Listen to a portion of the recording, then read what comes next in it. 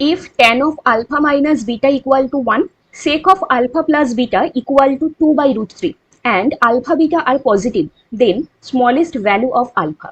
এখানে বলা আছে দেখো tan of alpha minus beta equal to 1, tan of alpha minus beta equal to 1, তাহলে আমরা জানি যে 1 কতর ভ্যালু, tan 45 ডিগ্রির ভ্যালু, tan 45 ডিগ্রির ভ্যালু। তাহলে এই দুটো থেকে কম্পেয়ার করে আমি ইজিলি বলতে পারি আলফা মাইনাস বিটা মানে কত হয়ে গেল এখানে 45।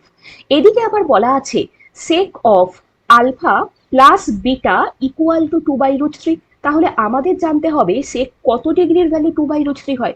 আমরা জানি sec হচ্ছে cos এর উল্টো, যদি আমরা cos 30 ডিগ্রি বলি তাহলে রুট 3 বাই 2, cosকে উল্টে দিলেই sec 30 এর ভ্যালু 2 বাই রুট 3, তাহলে এটা কত, এটা হচ্ছে sec 30।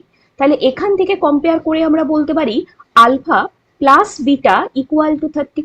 তাহলে এই যদি হয় আমাদের ইকুয়েশন 1 এবং এইটা যদি হয় আমাদের ইকুয়েশন 2, তাহলে 1 আর 2 যখনই আমি যোগ করব এই মাইনাস বিটা প্লাস বিটা কেটে যাবে, তাহলে কত হয়ে যাবে টোয়াইস অফ আলফা। 45 আর 30 যদি অ্যাড করি তাহলে হয়ে যাবে 75। তাহলে টোয়াইস অফ আলফা যদি 75 হয়, এখান থেকে আমরা বলতে পারি আলফার ভ্যালু কত হয়ে যাবে 37 হোল 1/2 ডিগ্রি, মানে অপশন 4 আমাদের অ্যান্সার। এই ধরনেরই ম্যাথসের শর্টকাট ভিডিও পাওয়ার জন্য কম্পিটিটিভ ম্যাথস সেন্টার চ্যানেলটিকে অবশ্যই সাবস্ক্রাইব করে রেখো।